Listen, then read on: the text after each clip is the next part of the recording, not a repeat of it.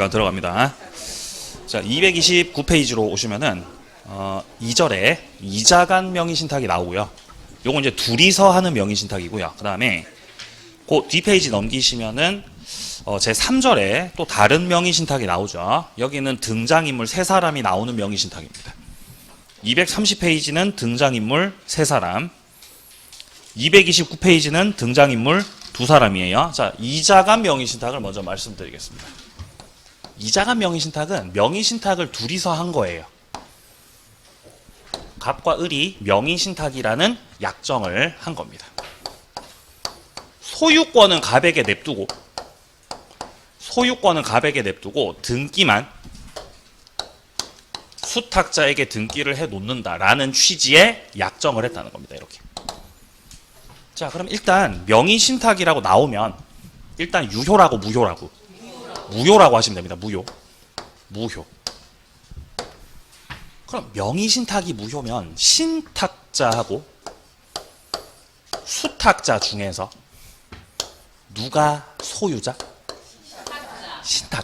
신탁자죠. 제가 소유자예요. 신탁자가 소유자입니다. 등기도 무효고요. 그럼 수탁자는 소유자가 아니죠? 그렇게가 되는 거예요. 그럼 만약에 땅을 명의신탁을 해놨거든요. 땅을 명의신탁했는데 명의신탁한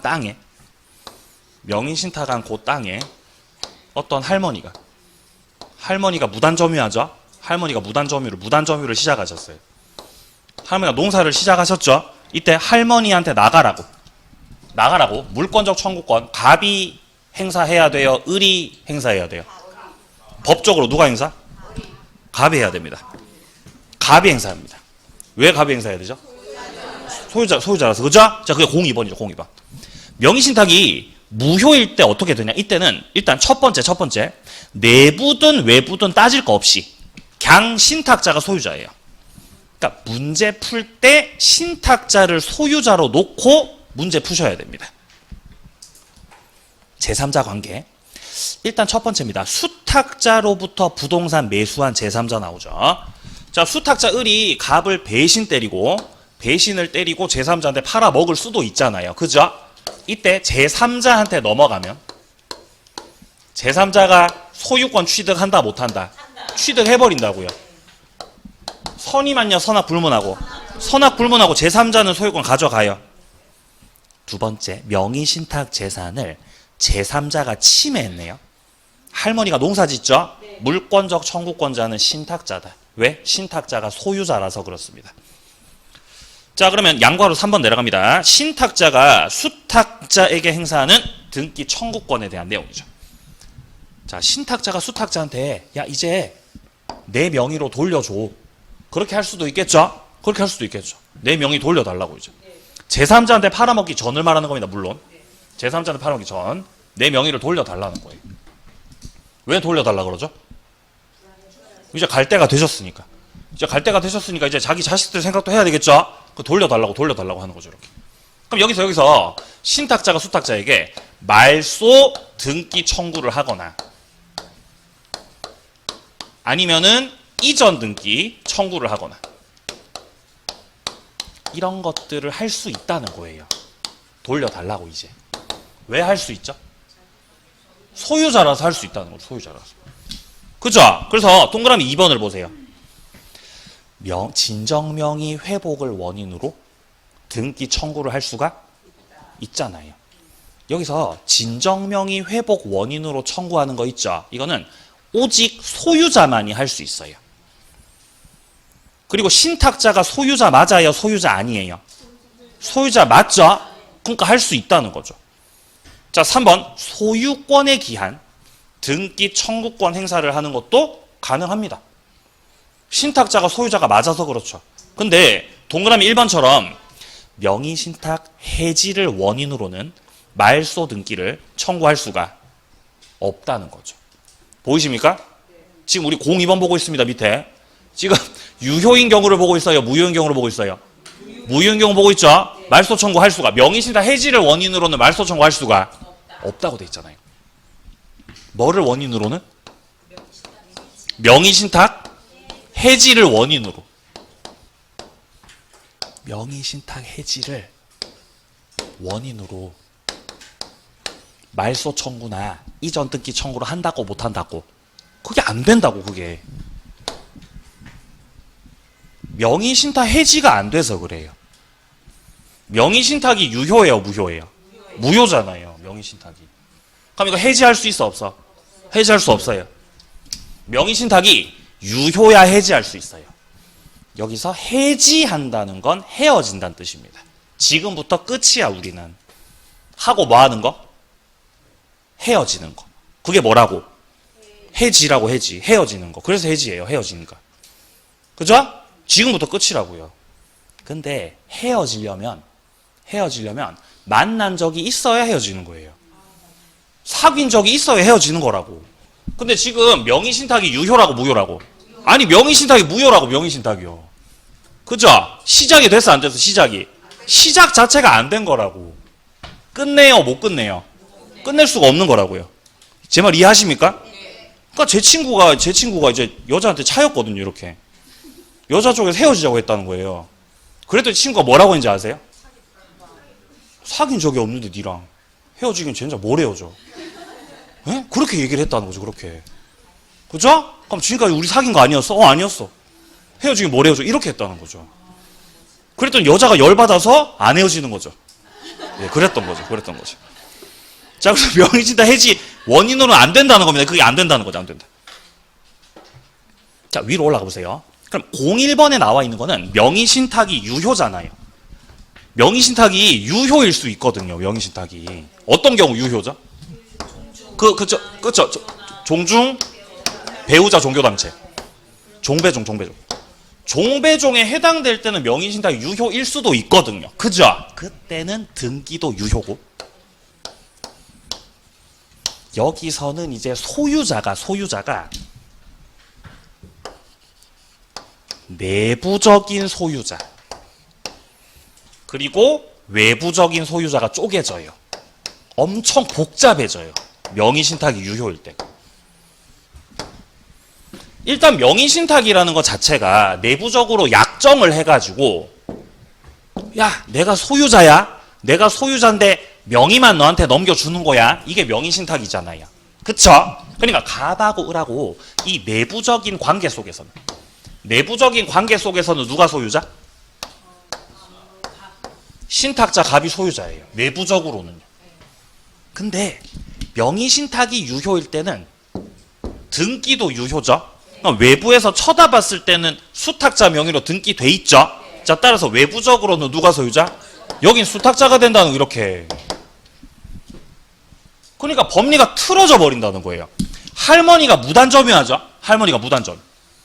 물권적 청구권 누가 행사해야 되죠?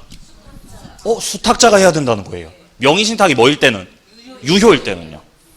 그러니까 젠장 이 명의신탁 때문에 이 명의신탁이 유효인지 무효인지에 따라서 막 취득시효고 무슨 공유고 이런 것들이 막 법리들이 뒤바뀌어 버린다고요. 엄청 복잡해져요.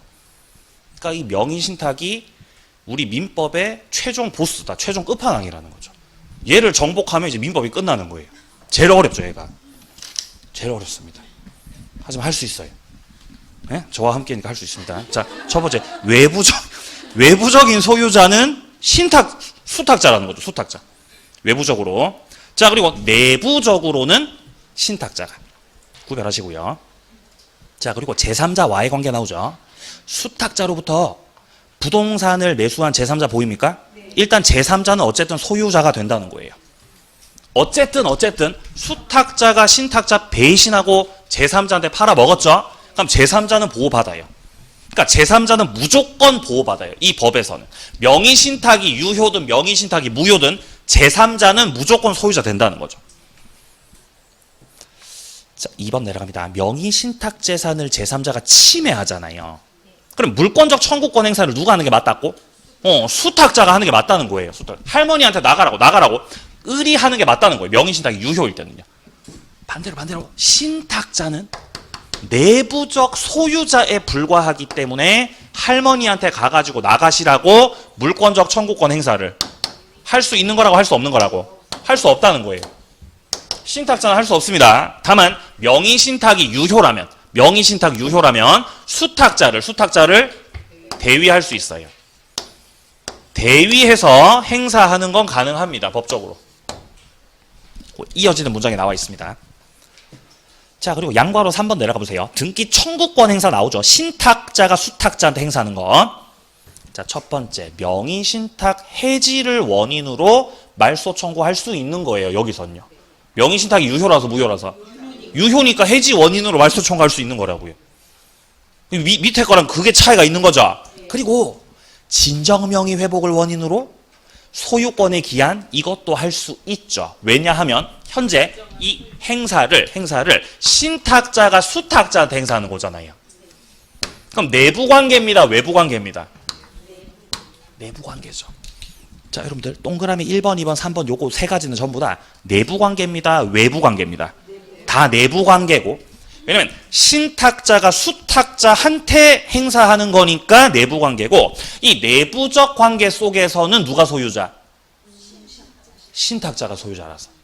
그래서 진정명의 회복, 소유권의 기한, 권리 행사도 다 가능하다는 거죠. 자, 뒤로 넘기세요. 자, 이제 중간 생략형입니다. 자, 여기서부터는 등장인물 세 사람이에요.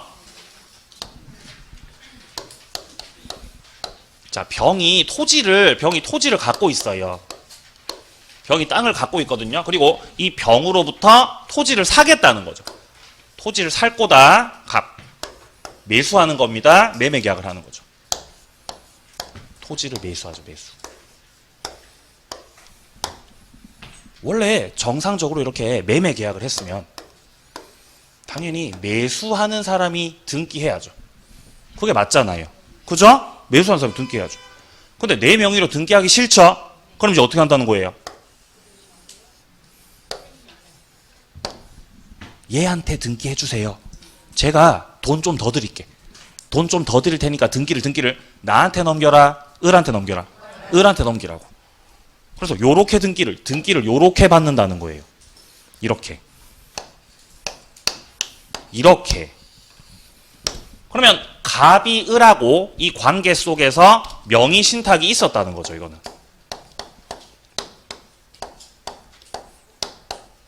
이게 중간생략형 혹은 삼자간 명의신탁이라고 하는 겁니다.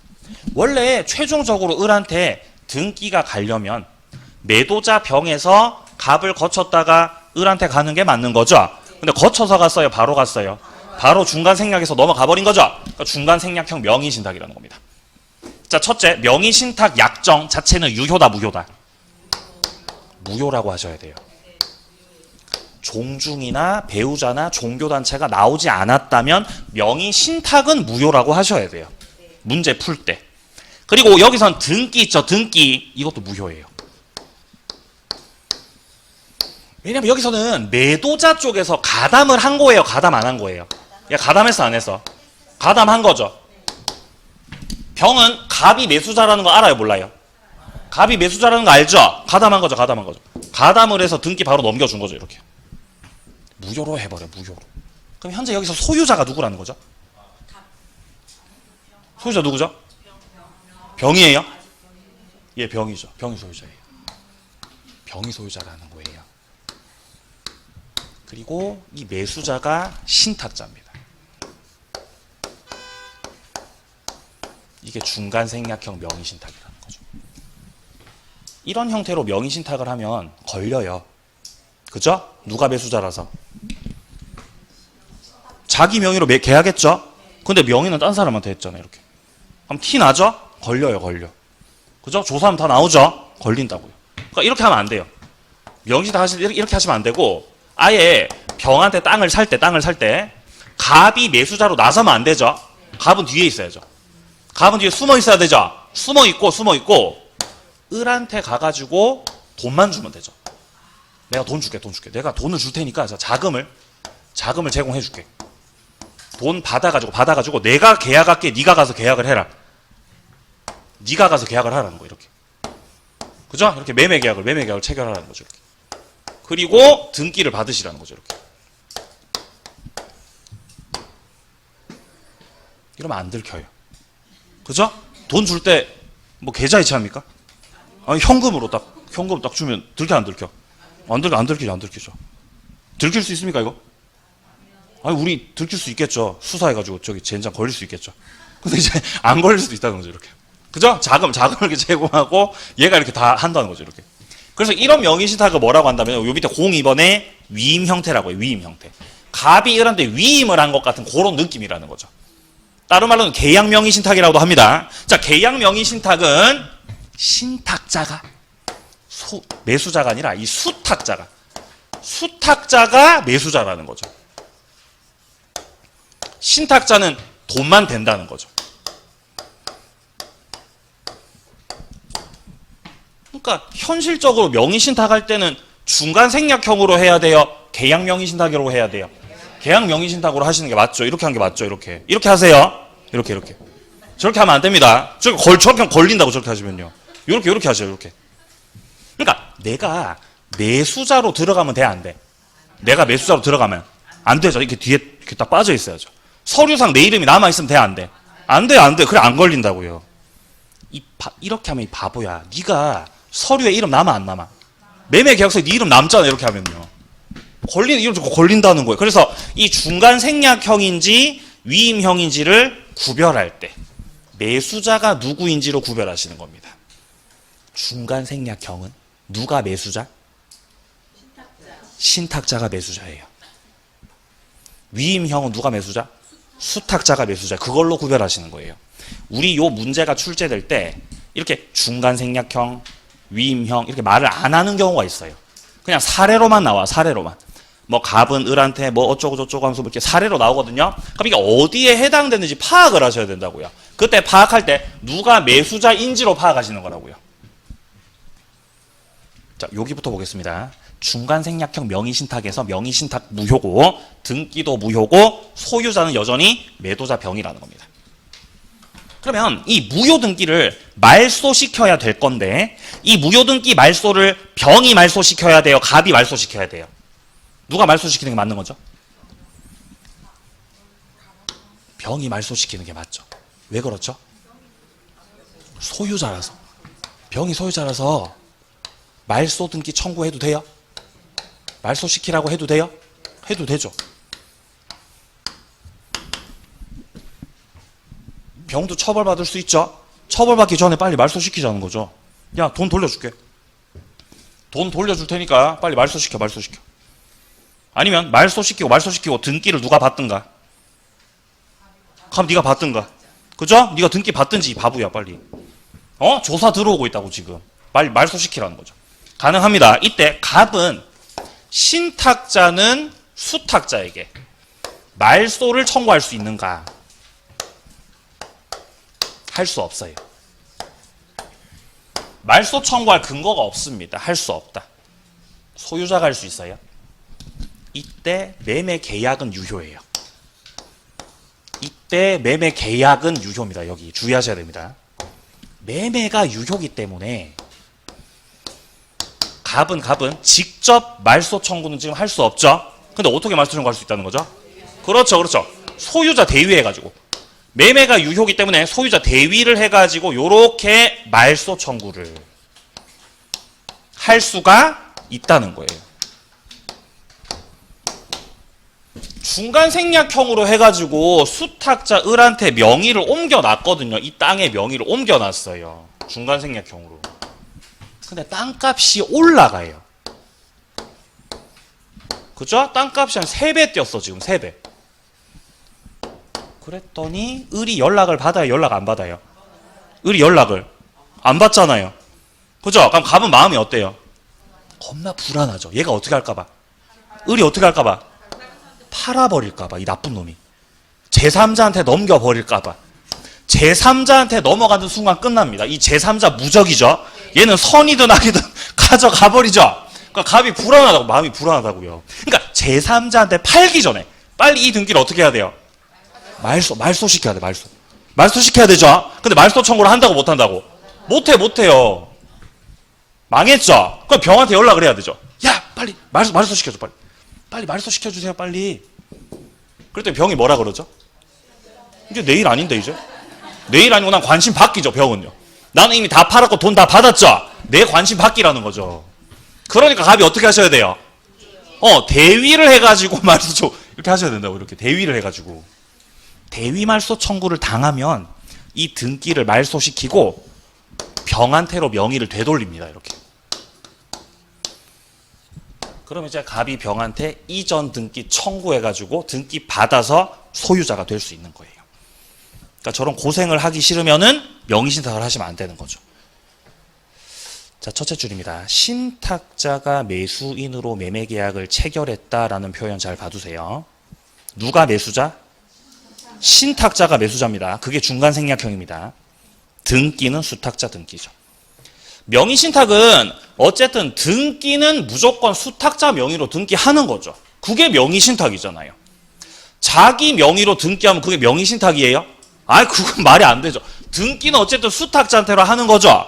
등기는 어쨌든 수탁자한테로 하는 건데 등기는. 근데 매수자가 누구라고 지금은? 신탁자. 그럼 중간생략형이라고요. 2번 명의신탁 약정, 명의신탁 등기 싹 다 무효다. 따라서 소유자가 누구다? 매도인. 그죠? 3번, 동그라미 3번에 부동산의 소유권은 매도인에게 있다는 거죠. 병한테 있다는 거죠. 따라서 매도인 병은 수탁자 을에게 말소 등기 청구를 할 수가 있다는 거죠. 있다는 거죠. 법적으로 소유자니까 일단. 2번 내려갑니다. 양괄호 2번. 매도인하고 신탁자하고 사이에 체결했던 매매계약 있죠. 매매계약. 매매계약은 유효라고요. 매매계약은 유효입니다. 유효. 자, 1번 아까 전에 나왔죠. 신탁자는 수탁자에게 직접 말소 등기 청구를 할 수는 없다는 거죠. 어떻게 말소 청구하셔야 되죠? 2번 대위에서, 매도자 대위에서 말소 청구할 수 있다고요. 그리고 3번입니다. 수탁자가 신탁자에게 뭐 했다고요? 소유권 등기를 이렇게 해줬대요. 이렇게 등기를 이렇게. 그럴 수 있어요? 그럴 수 있죠. 왜 이러는 거죠? 왜 등기 자발적으로 해주는 거죠? 이렇게? 예? 뭐 천사라서 땅값이 완전 폭락하니까 이런 젠장 재산세 내기 싫죠. 그죠? 빨리 가져가라. 어우, 등기 넘겨줬죠? 그럼 이 등기 유효 무효? 유효죠. 유효. 결국 매매 계약은 유효기 때문에 신탁자 갑, 매수자 갑한테 등기가 넘어가는 결과가 맞잖아요. 결과적으로 그렇게 됐죠? 그럼 유효라는 거죠. 병에서 갑으로 곧바로 등기가 넘어갔든 을 한번 거쳤다가 등기 넘어갔든 결과는 달라요? 같아요? 결과 똑같죠? 그게 실체적 권리관계 부합한다는 뜻이에요. 결과가 중요해요? 절차가 중요해요? 결과가 중요하다는 입장이죠. 실체적 권리관계 부합한다. 유효다. 유효. 자, 위임형 명의신탁입니다. 위임형은 신탁자가 대금을 제공해요. 돈을 제공하고 수탁자가 매수인으로 계약을 체결하고 등기도 수탁자 명의로 하는 형태입니다. 얘는 숨어있는 형태예요. 돈 받아가지고 매매계약하고 등기도 자기가 받는 거죠. 그럼 이때는 병이 가담했어요? 가담 안 했어요? 가담 안 했어요? 알 수 없어요. 근데 대부분 얘가 가담했다는 걸 밝히기가 쉽지가 않아서 대부분 얘가 선의인 경우가 대부분입니다.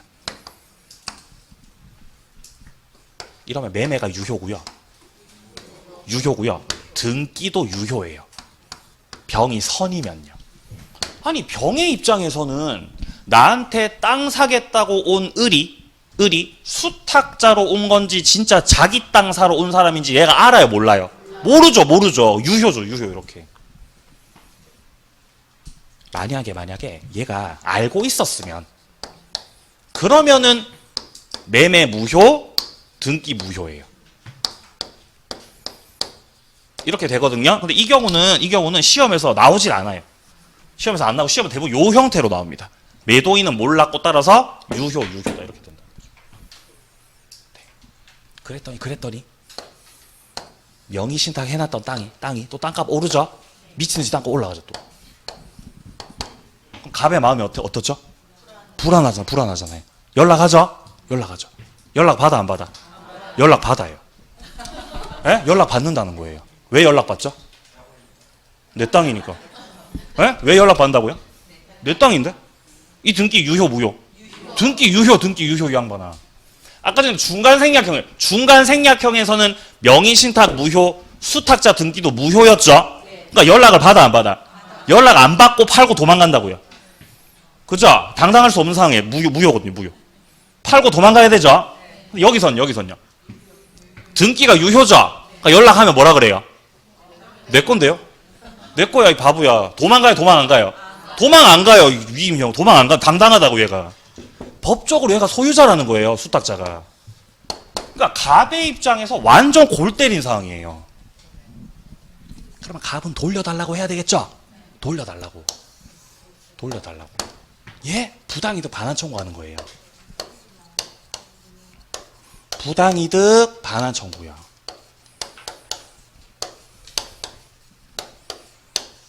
부동산 달라고. 부동산 돌려달라고 부당이득 반환 청구 할 수 없습니다. 부동산 달라고 할 수 없어요. 뭐 달라고 해야 되죠? 자금 달라고 해야 돼요. 자금 달라고. 이렇게밖에 할 수 없다는 거예요. 내가 너한테 자금을 이 바보야 그때 2억 준 거 있잖아. 그거 주라고. 그죠? 땅값은 얼마가 됐는데 땅값은 6억 됐어. 땅값은 6억으로 됐다는 거죠. 근데 갑은 부동산을 받아 자금을 받아? 자금을 받을 수밖에 없다고요. 지금 상황이 이렇게 된다고요. 그럼 부동산 을 거예요? 을 거예요. 을이 당당하게 취득해도 됩니까? 당당하게 취득하셔도 된다는 거죠. 그리고 을이 다른 사람한테 팔아도 돼요? 네. 팔아도 돼요. 그럼 제3자가 소유권 가져가 버리겠죠. 그러면 이때 갑이 자금에 대한 부당이득 반환 청구권을 가지고서 이거를 가지고서 갑이 이 땅에 들어가서 이 나쁜 놈 유치권 행사해야 되겠다. 이 나쁜 놈 유치권 행사가 되겠냐? 이거 안 됩니다. 이거 유치권을 행사하려면 그 채권이 물건으로부터 생긴 채권이어야 되잖아요. 물건하고의 결연성이 있어야 되는 거죠. 근데 갑의 부당이득 반환 청구는 우리가 했었던 명의신탁 약정 자체가 무효였기 때문에 돈을 돌려달라고 할 수 있었던 거거든요. 그러면 갑이 돈 달라고 청구할 수 있는 건 땅에서 생긴 거예요? 명의신탁에서 생긴 거예요? 명의신탁이라는 계약 안에서. 이게 무효기 때문에 돌려달라고 할 수 있었다는 거죠. 물건하고의 결연성이 있다고 없다고? 없어가지고 유치권이 안 된다는 거죠. 이렇게가 돼버립니다. 자, 보겠습니다. 첫 번째 개념. 신탁자가 대금 제공, 수탁자가 계약 체결, 등기도 수탁자가. 자, 양과로 2번이에요. 매도인이 명의신탁 약정에 관해서 지금 선의라고 나오죠. 선의. 그럼 매매 계약이 유효고요. 그리고 수탁자 명의로 격려된 등기도 유효가 됩니다. 따라서 누가 소유자다? 신탁자가 소유자, 수탁자가 소유자? 수탁자가 소유자, 수탁자. 3번 내려갑니다. 명의신탁 약정은 무효이므로 신탁자 갑은 수탁자 을에게 제공했던 대금에 관해서 뭐가 아니고 부동산 X, 부동산 아니고 대금에 관해서 부당이득 반환 청구할 수 있어요. 4번 위 부당이득 반환 청구권으로 유치권 행사가 되냐? 아니요. 유치권 행사 못합니다. 양과로 4번 내려가 보세요. 이때 매도인이 선의인지 악의인지 판단하는 시점 있죠? 계약 체결 당시입니다. 언제 무슨 계약 말하는 거죠? 요 계약이 체결됐던 그때 그 당시 기준으로 해가지고 매도인이 선인지 악인지 판단하는 거예요. 마지막 만약에 이게 매매가 아니라 이게 경매일 수가 있어요. 매매가 아니라 경매일 수 있다고요. 그러니까 갑이 자금을 제공하면서 물건을 경매 물건으로 나온 거를 경락받으라고 했다는 거예요. 그래서 을이 매수를 했어요. 경락을 받았어요. 경락을 받았다는 거죠. 경락을. 그럼 이 경우는 얘가 경매 당한 사람이 선이든 악이든 따질 게 없어요. 따질 거 없고 그냥 유효예요. 경매에서는요. 경매가 됐다는 거는 병이 땅을 판 거예요? 아니면 땅이 팔린 거예요? 팔린 거죠. 팔린 거죠. 그러니까 얘가 알았든지 몰랐든지는 따질 필요가 없다는 거예요. 경매는 법적인 절차로 진행이 되는 거니까. 자, 그래서 양과로 5번에 경매에서는 매도인의 선의악이 관계없이 수탁자에게 경료된 등기는 유효라는 겁니다. 그죠? 이까지 이제 부실법, 실명법도 마무리가 되었습니다. 네, 오른쪽에 메모 이거 좋죠? 그죠? 메모도 이렇게 넣어놨잖아요. 이렇게. 이런 것도 다 제가 다 신경 쓴 거예요. 뿌듯하죠? 자, 이제 임대차로 가겠습니다. 임대차로. 178페이지요. 계약강론 임대차부터 보겠습니다. 178페이지.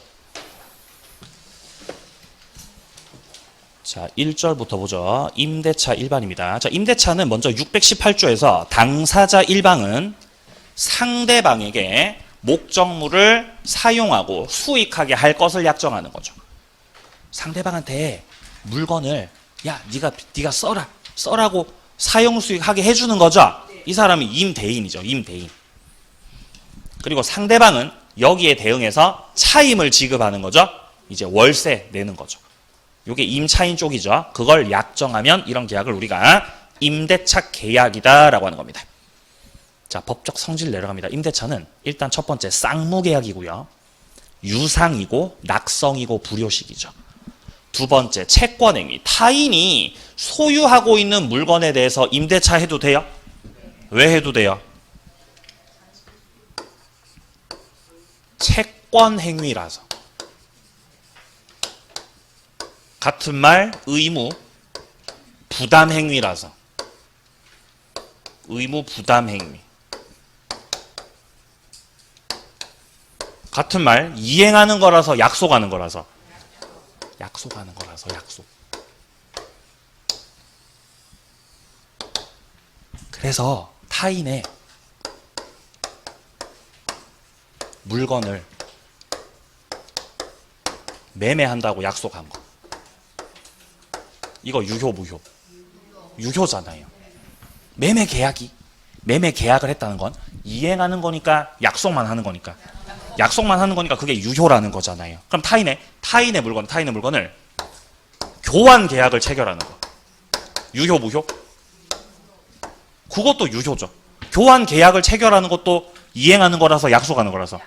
약속하는 거라서. 타인의 물건을 임대차 한다고 약속하는 거. 유효 무효? 다 유효라는 거예요. 매매든 교환이든 임대차든 전부 다 이행하는 거, 약속하는 거. 약속하는 다 채권 행위들이죠. 다 유효라는 거죠. 유효. 차임 내려갑니다. 사용수익의 대가로 지급하는 차임, 임대차 필수 요소죠. 임대차 필수 요소는 차임입니다. 보증금이 아니고. 보증금 없어도 임대차 될 수 있습니까? 될 수 있어요. 월세만 내도 됩니까? 되는 거죠. 자, 2번입니다. 차임은 금전에 한하지 않아요. 물건으로 차임을 낼 수도 있다는 거죠. 자, 3번. 공동차주의 연대 의무입니다. 수인이 공동해서 물건을 차용했다는 거죠. 그러면 연대에서 의무를 부담하게 됩니다. 자, 내려갑니다. 차임 연체입니다. 몇 기 연체하면 해지당하죠? 2기입니다. 2기. 2기를 연체하게 되면은 임대인 쪽에서 계약을 해지해버릴 수 있고, 자, 니은입니다. 연체 차임이 1기에만 이르면 임대인이 해지할 수 있다고 약정했죠. 이거는 임차인한테 너무나 불리하게 한 것이기 때문에 약정을 무효로 해버려요. 자, 밑에 627조입니다. 임차물의 일부가 임차인의 과실 없이 멸실, 기타 사유로 사용수익할 수 없게 됐어요. 물건이 부셔졌죠? 임차인한테 과실 있어요? 과실 없어요? 과실 없어요. 예를 들어 뭐 자연재해가 나가지고 부셔져 버렸어요. 빌린 건물이. 이때 임차인은 그 부분의 비율에 따라 차임을 깎자고 감액을 청구할 수 있겠죠. 사용 못하게 된 것만큼. 자, 오른쪽 갑니다. 차임 증감 청구. 628조입니다. 임대물에 대한 공과부담, 증감, 기타 경제사정의 변동으로 약정한 차임이 상당하지 않잖아요. 너무 비싸거나 너무 쌉니다. 이러면 당사자가 장래를 향해서 증감 청구할 수 있죠. 증감 청구한다는 거는 증액을 청구하는 거랑 감액을 청구하는 거랑 합쳐갖고 무슨 청구? 증감 청구라고 하는 거죠. 증감 청구권이요. 합쳐갖고 증감 청구권이라고 얘기해요. 이 증감 청구권은 형성권이에요. 무시할 수 없어요. 세입자한테 연락해서 우리 내년부터 월세 좀 올리면 안 됩니까? 라고 하면 세입자가 뭐라 그래요? 예? 답 안 해요. 세입자한테 문자로 저 얘기 좀 나누시죠 하면 세입자 뭐라 그래요? 그냥 무응답이라고. 무응답. 그렇게 하면 돼야 안 돼요? 그렇게 하면 안 된다고요. 형성권이라고. 형성권. 절차 들어가야 됩니다. 협의하셔야죠. 협의를. 네. 증감 청구는 차임에 대해서 증감 청구를 할 수 있고요. 임대차에서. 그리고 어디서 또 증감 청구권 나와요? 지상권에서 지료 증감 청구도 할 수 있죠. 기억나십니까? 이것도 형성권이에요. 또 무슨 증감 청구 나와요? 전세금 증감 청구요. 우리 시험에서 증감 청구권 3가지 나와. 3가지. 차임 증감 청구, 지료 증감 청구, 전세금 증감 청구요. 전부 다 무슨 권? 다 형성권들입니다. 그러니까 협의 절차에 들어가야 된다는 거예요. 무시하시면 안 된다는 겁니다.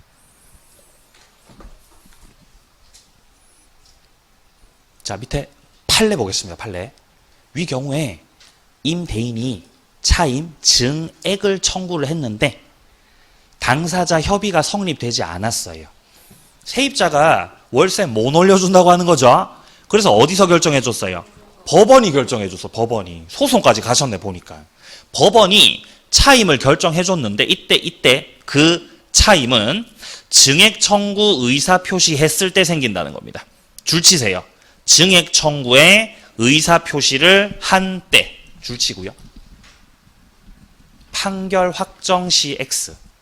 판결 확정 시부터 그 효력이 시작되는 게 아니고 최초 증액 청구했던 그때로부터라는 거죠. 돌아갑니다. 뒷문장에 증액된 차임에 대한 지연 손해금도 마찬가지다라고 돼 있죠. 이 지연 손해금에 대해서도 판결 확정 시 no, 그게 아니라 증액 청구한 때부터라는 거죠. 자, 보증금 내려갑니다. 보증금은 임대차 요소가 아니에요. 보증금 계약은요, 종된 계약이고요. 그리고 요물 계약이에요. 그러니까 보증금 준다고 말만 해가지고는 돼야 안 돼요. 말만 해가지고는 안 되죠. 뭐를 하셔야 돼요? 보증금을 줘야 돼. 보증 줘야 돼요. 그게 요물 계약이죠. 입증 책임. 보증금을 지급했죠? 그거 임차인이 입증하셔야 되고요. 보증금을 반환했죠? 임대인이 입증하셔야 되죠. 자, 4번 내려가 보세요. 임대인은 연체 차임을 보증금에서 충당할 수 있다, 없다? 충당할 수 있죠. 그러니까 임대인이 세입자한테 연락을 하는 거죠. 목사님, 월세가 안 들어왔네, 목사님. 그러면 목사님 월세 안 내신 거 보증금에서 깔게요. 라고 얘기해도 돼요, 안 돼요? 얘기해도 된다는 거죠. 돼. 그죠? 깔 수 있다, 깔 수 없다? 깔 수 있다는 거죠. 근데 목사님이 전화해가지고 까세요. 예? 까라고 하는 거 돼, 안 돼? 그건 안 된다고, 그거는. 그게 지금 니은이잖아요. 니은. 임차인은 보증금의 존재를 이유로 차임 지급 거절할 수가 없는 거라고요. 그거 안 되는 거라고요. 그러니까 깔 수는 있는데 까라고는 못 하는 거라고요. 차이가 있어요. 다음 페이지요. 자, 임대차 기간인데 존속 기간은 없어요. 존속 기간이 없다는 거지, 존속 기간이. 최단기 몇 년이에요? 없어요. 최장기는요? 없어요. 둘 다 없어요. 잘 됐죠, 그죠? 공부할 거 없잖아요. 존속 기간 없으니까. 존속 기간 정리합니다. 자, 존속 기간 첫 번째가 지상권입니다. 지상권. 5, 6월 과정은 우리가 1월부터 4월까지 했던 것들 있죠? 그것들을 총망라해서 비교 정리할 거예요. 그러니까 정신 똑바로 저 따라오셔야 돼요. 이런 거 책이 없는 거 적으셔야 됩니다. 이런 건. 지상권은 일단 먼저 최단기가 몇 년이죠? 지상권? 예? 뭐 1년은 없는데요? 1년 누구예요? 30년, 15년, 5년이에요. 견고한 건물 혹은 수목 소유 목적일 때가 30년, 안 견고한 건물 15년, 기타 공작물 5년이었어요. 그리고 최장기는 없어요. 따라서 이런 판례가 있었어요. 영구 무한의 지상권 설정도 가능하다. 네, 그런 판례가 있었죠. 자, 그리고 전세권.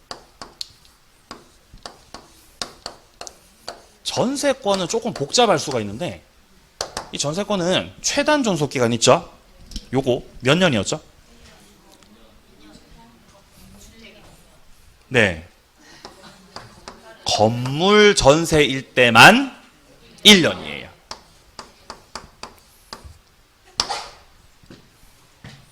여기서의 전세는 주택이에요, 상가예요? 그냥 전세예요. 그냥 전세입니다. 그냥 전세. 이 전세는 그냥 전세 말하는 거예요. 주택인지 상가인지 몰라요. 주택인지 상가인지는 나중에 특별법 가서 하는 거고. 건물 전세일 때만 최단기 1년이고 최장기가 건물이든 토지든 안 따지고 10년이라는 거죠, 전세는. 자, 그리고 지금 보고 있는 민법상의 임대차. 민법상 임대차에서는 최단기가 없고 최장기도 없고 둘 다 없다는 거예요. 규정 자체가 없다라고 얘기를 하고 있는 겁니다, 지금. 자, 그리고 이어서 주택임대차. 주택임대차 보호법 들어가시면은 최단기 몇 년이죠? 요거 2년이거든요, 요거. 그렇죠, 요거 2년이죠, 요거. 최장기는 없습니다. 길게 하는 건 상관없고요. 상가임대차 보호법. 최단기 몇 년이죠? 1년이죠, 1년. 최장기간은 없습니다. 최장 제한은 없다. 이것들이 우리 시험에 등장하는 존속기간 전부예요. 저거 외에는 안 나옵니다, 시험에서. 그리고 저런 것들은 딱 이렇게 확실하게 저장을 해놔야 문제 풀 때 바로바로 판단을 할 수 있어요. 저런 걸로 시간을 끌면 안 되니까요. 자, 그래서 임대차는 둘 다 없다. 현재 임대차는요. 자, 내려갑니다. 법정갱신이요. 639조를 보게 되면은 임대차 기간이 만료됐잖아요. 근데 임차인이 임차물 사용 수익을 계속하시잖아요. 지금 임대차가 끝났어요? 끝나지 않았어요?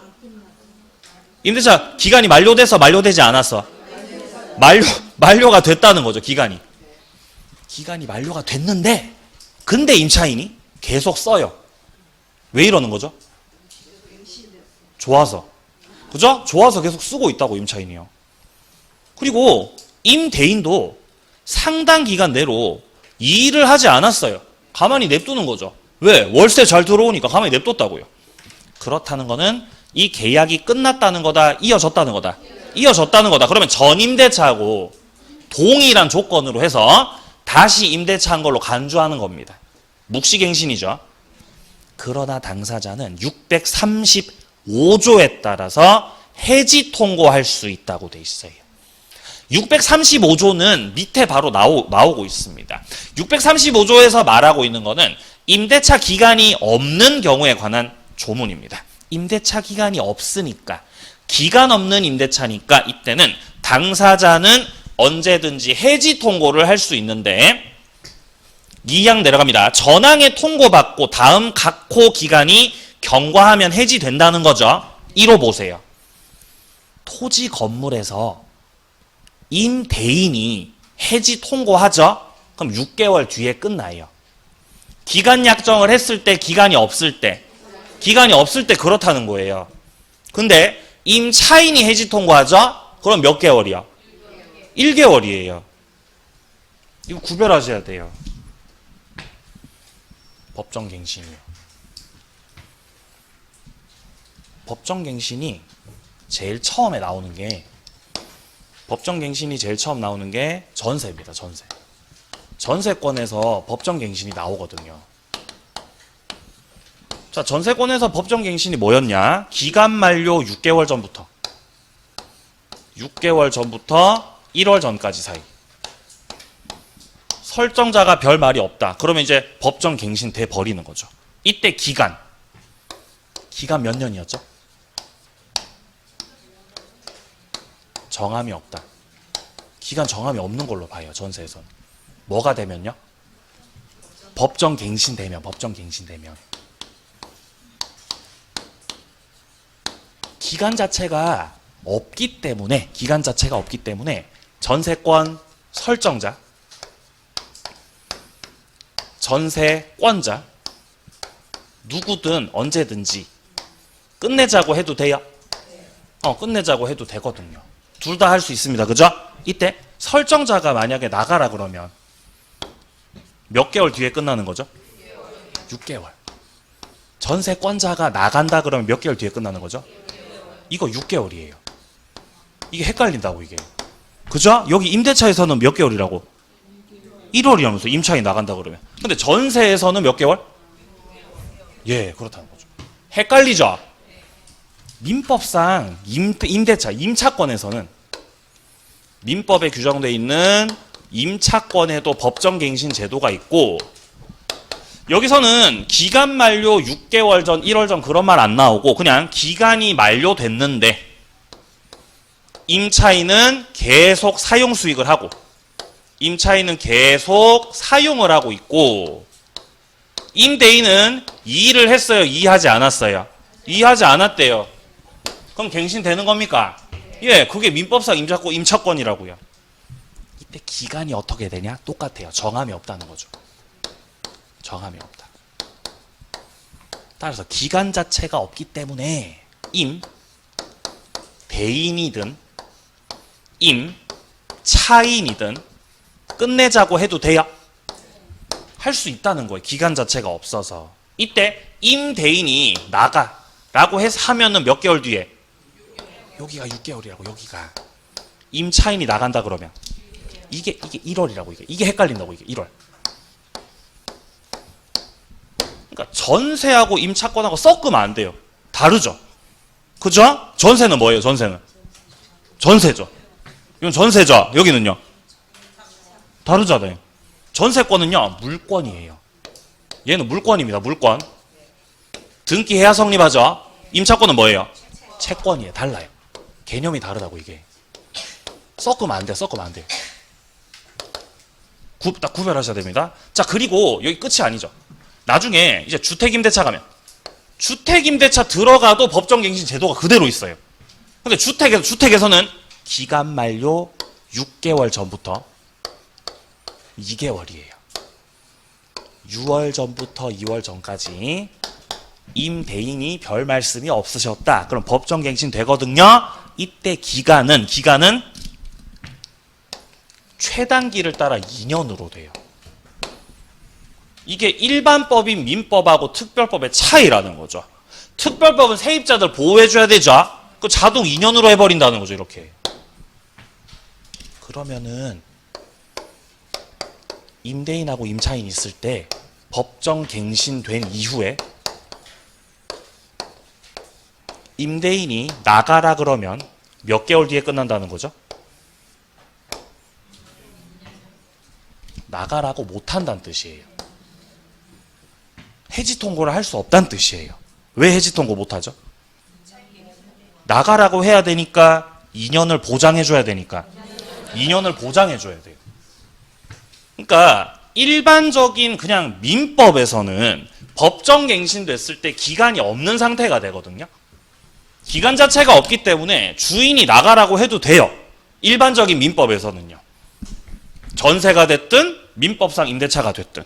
하지만 특별법 들어가서 주택임대차 가게 되면은 법정갱신 됐을 때 기간을 2년으로 못을 박아버린다고 이렇게. 그러니까 나가라고 못한다는 거죠. 이렇게. 그러니까 이제 임차인한테 유리하게 법을 만들어 놓은 거죠. 그러면 임차인은 법정갱신 됐을 때 2년을 다 채워야 되는 거죠. 그건 아니에요. 그럼 임차인이 나가겠다고 해도 돼요? 해도 돼요. 임차인은 나간다고 해지 통보해도 된다는 거죠. 요때는 3개월 후에 끝나요. 그래서 이 법이 존재하기 때문에 우리 아파트에 세입자로 살 때 연락이 오는 거예요. 주인한테. 연장하실 거예요? 나갈 거예요? 이렇게 연락이 오는 거라고요. 연락 오죠? 연락 오잖아요. 연락 안 오는 거예요? 자, 그리고 상가요. 상가 임대차 같은 경우는 기간 만료 6개월 전부터 1월이에요. 1월. 여긴 또 1월입니다. 1월. 그리고 여기는 법정갱신 되죠? 그럼 여기는 또 최단기를 따라가서 1년으로 돼요. 그럼 역시 임대인은 나가라고 할 수가 없죠. 상가에서도. 왜 그렇죠? 1년을 보장해줘야 되니까. 하지만 임차인은 나가겠다고 해도 돼요? 3개월 뒤에 끝나고요. 그러니까 요렇게 나눠서 생각하셔야 돼요. 요 위에 거 전세권 임차권, 여기는 민법이에요. 민법. 여기는 뭐죠? 특별법이에요. 달라요.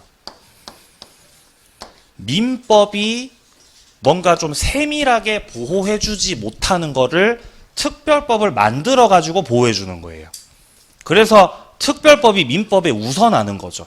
그쵸? 그래서 우리가 살아가는 현실에서는, 우리가 살아가는 현실, 임대차랑 관련해가지고는 주로 우리는 요렇게 생각을 한다고요. 현실이 요러니까. 우리는 요 법을 적용받으니까요. 그쵸? 근데 우린 시험을 치는 입장이니까. 특별법만 알아가지고 안 되고 요것도 아셔야 된다는 거죠. 시험에서 나눠서 구별해서 물어보니까요. 자, 그렇습니다. 자, 그래서 6개월, 1개월이었어요. 자, 법정갱신까지 말씀드려 봤고요. 대항력부터 좀 쉬었다가 이어서 가겠습니다.